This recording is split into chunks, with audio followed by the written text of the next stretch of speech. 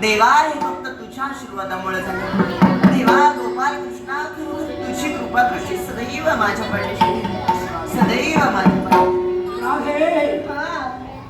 यावेळी तू आनंदाच्या भरात त्या गोपाल कृष्णाला नतमस्तक झालीस।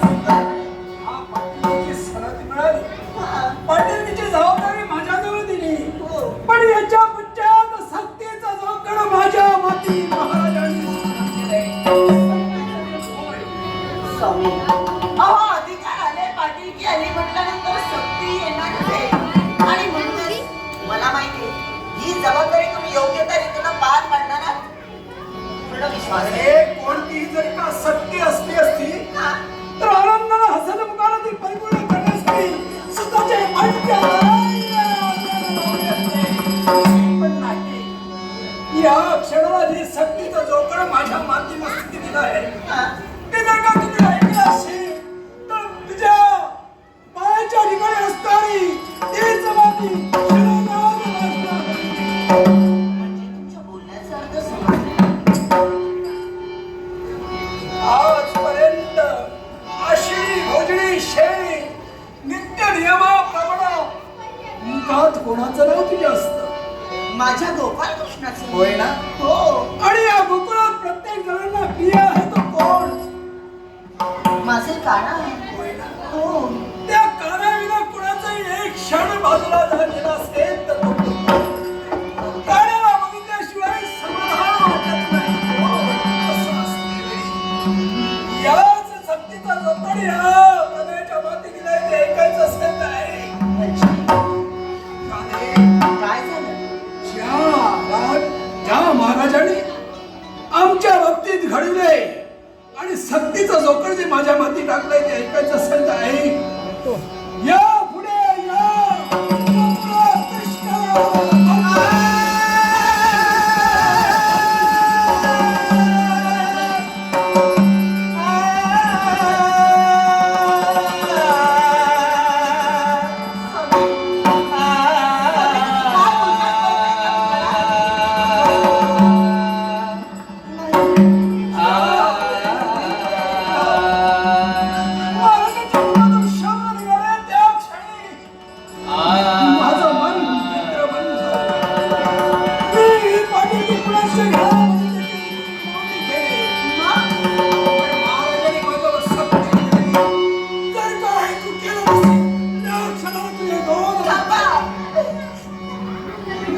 इकडे आड आणि तिकडे वीर अशी माझी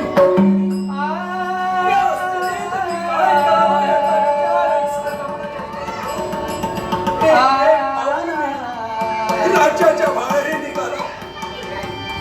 आनंदाची वार्ता तुला प्रथम सांगावी आणि त्यानंतर ती दुसरी वार्ता सांगावी आणि म्हणूनच सांगितली।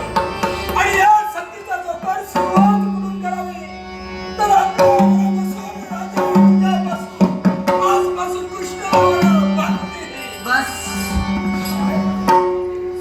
तुम्ही म्हणताय आम्ही सक्तीचा जोखड जरी तुमच्या माती ठेवलं असेल ना तरी सुद्धा हे मला मान्य नाही। कारण आतापर्यंत त्या कानाचं नाव घेतल्याशिवाय नाही, गोपाल कृष्णाचं नाव घेतल्याशिवाय मुखात सकट घातलं नाही, पाण्याचं थेंब मी कधी प्राशन केलं नाही। आणि असं असताना त्या देवाच्या नावाला मी बंदी नाही होणार आहे मला. स्वामी, आतापर्यंत मी तुमच्याजवळ हो तोड करून कधीही बोलले नाही, पण आज लहान तोंडी मोठा घास घेते, क्षमा करा मला. राधे, ही तुमची इच्छा ही राधा कधीही पूर्ण करणार नाही. राधे, आत्मविश्वास होता. माझी राधा माझ्या शब्दाच्या पलीकडे नसतात.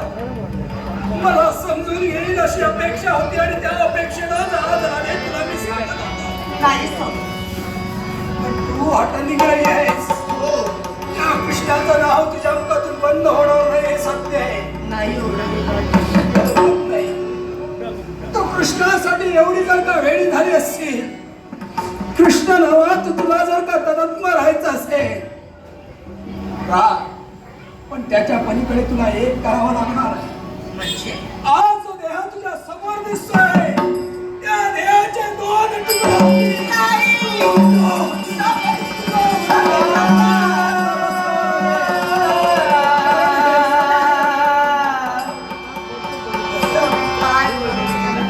माझ्या अवस्थेची असता कारणाने भक्तीचं पडत म्हणजे जे देहदंडाचं शासन तोच मला हे तुम्ही स्वतः देणारा. स्वामी, अशी जगात कोण स्त्री आहे जी आपल्या नवऱ्याला मरणाच्या दारावर जाऊ शकेल? नाही स्वामी.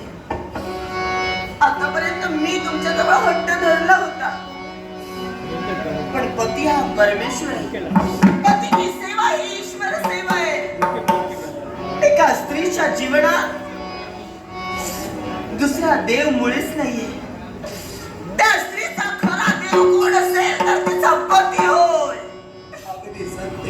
आणि म्हणूनच मी तुम्हाला सांगते स्वामी, तुमची इच्छा आहे ना, मग माझ्या नवऱ्यासाठी मी त्या देवाचं नाव नाही घेणार. शाबास. स्वामी, आज तुमच्या इच्छेसाठी पती धर्म माझे कधीही घडवणार नाही. राजे, हीच अपेक्षा तुझ्याकडून होती. आज तुझ्यापासून सुरुवात करतोय. प्रत्येक गोकुळात उघडून सांगेन, दांडी विजय गोकुळात कृष्णाला बंदी, कृष्णाला बंदी, कृष्णाला बंदी. आज मी तुमच्या इच्छेची पूर्तता केली. त्या देवाचं नाव मी कधीही घेणार नाही म्हणून अगदी ठाम मतानं मी तुम्हाला सांगितलं. पण स्वामी, तुला जमणार ना? मी तुमची इच्छा जर पूर्ण तू केली करणार ना? नक्कीच करेन. पण स्वामी, माझी इच्छा स्वामी, काय अशी इच्छा? मी त्या देवाचं नाव याच्या पुढे कधीही घेणार नाही. पण आज मला एका दिवसाची आज्ञा हवी आहे तुमच्याकडून. एका कारण दिवसासाठी? प्रत्येक दिवशी त्या माझ्या कानासाठी मी गोरस काढून ठेवते आणि तो गोरस रानमाळावर मी त्याला घेऊन जात असते. मग आज त्याच्या नावानं मी गोरस काढून ठेवलंय आणि तो गोरस मला रानमाळावर घेऊन जायचंय. फक्त आजचा एक दिवस मी त्याला भेटू. आजचा एक दिवस तो गोरस मी त्याला घेऊन देईन आणि याच्या पुढे त्या देवाचं नाव मी कधीही घेणार नाही. एवढीच माझी इच्छा पूर्ण. राधे, तू माझी इच्छा परिपूर्ण केली अर्थात तुझी इच्छा परिपूर्ण करणं हे माझं कर्तव्य आहे.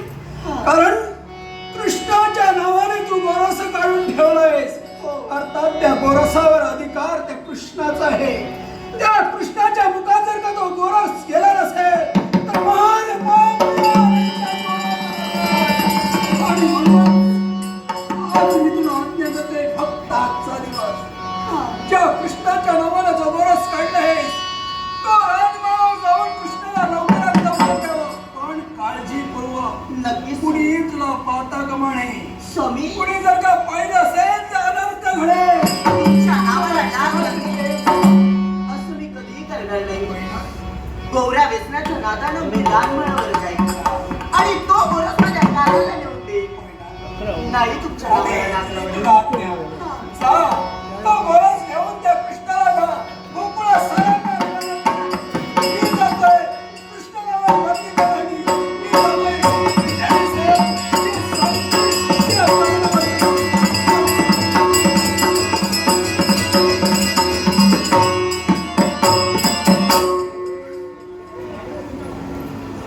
काय घडवलंस?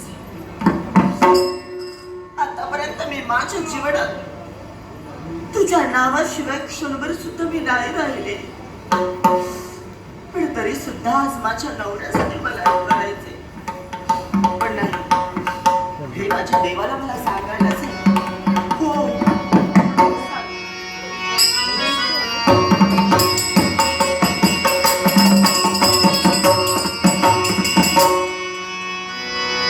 माझी ढवळी माझी पवळी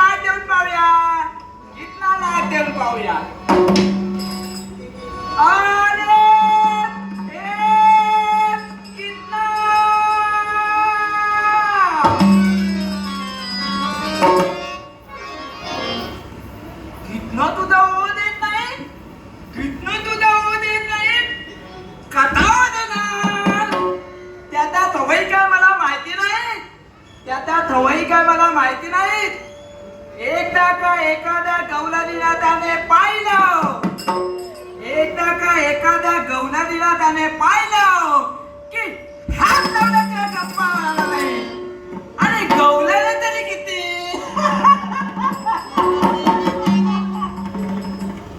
गवल्याने तरी किती कितनाचा हात लागला तेव्हा त्यांना बरं वाटत नाही. आज मला त्या कितनाचा लाग आलेला आहे.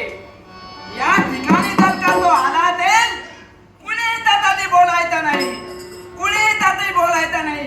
येत तू येत तू येत तू.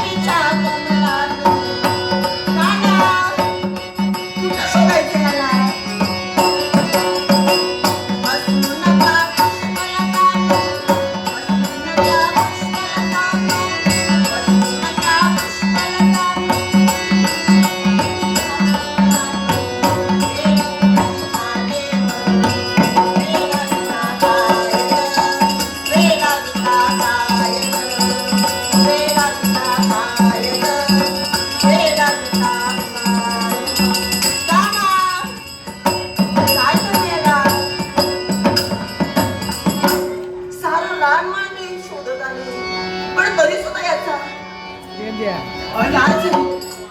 लाडाबाई आली. अरे लाडाबाई आली. अरे, लाडाबाई तू आली. ओ मीच. काय झालं? असं काय पाहतोय? काय झालं? लाडाबाई. बेटा, काय पाहतोय? काय आहे? लाडाबाई काय झालं? तू एकटीच आली. हो मी एकटीच आहे. मला पटवू नकोस. काय झालं? मला पटवू नकोस. अरे पण मी एकटीच आली आहे. माझा मी खोटं बोलू नकोस. खरं ना. आता खरंच सांगते. अजून कोण आहे का माझ्या बरोबर? ए. मी एकटीच आहे. खरं बोलते तू. हो. मला सांग तू इथे एकटी कधी आली ता? कशी म्हणजे? मी शोधत आली कानाला. ए, हो. काय म्हणाली? मी माझ्या कानाला शोधत आलीये. म्हणजे तो तुझ्या सोबत नाही. नाहीये. म्हणजे आज त्यानं तुला तुझा फतविला आणि आम्हाला तुझा फतविला. म्हणजे तुझ्या बरोबर पण नाही. ए राधाबाई बेटा खरं बोल, मला माहितीये. तू माझ्याशी खोटं बोलू नको. तू माझ्याशी खोटं बोलतोय. तुला काय माहितीये? आपण जिथं राधा तिथं कितनं, जिथं कितनं तिथं राधा. बरोबर? मला सुद्धा हे माहितीये. काय ते? जिथं पेंड्या आहे तिथं कृष्ण असणार असते. हो. हे तर बरोबर. हा. खरं सांग. मला सांग. तू बिला. काय झालं? तू बिला. काय पाहतोय? ए, काय आहे? तुझा काही भरोसा नाही. काय? कुठं जाणार जपून ठेवते, तुझा काही भरोसा नाही. पेंड्या. म्हणून ते बघून घेतलं. ए, हा. पल्लवाखाली झाकून ठेवायला आता तो लहान नाहीये, मोठा झालाय. त्याला तू कमी समजू नको. हम्म. अगं काय करेल हे थांबता येणार नाही.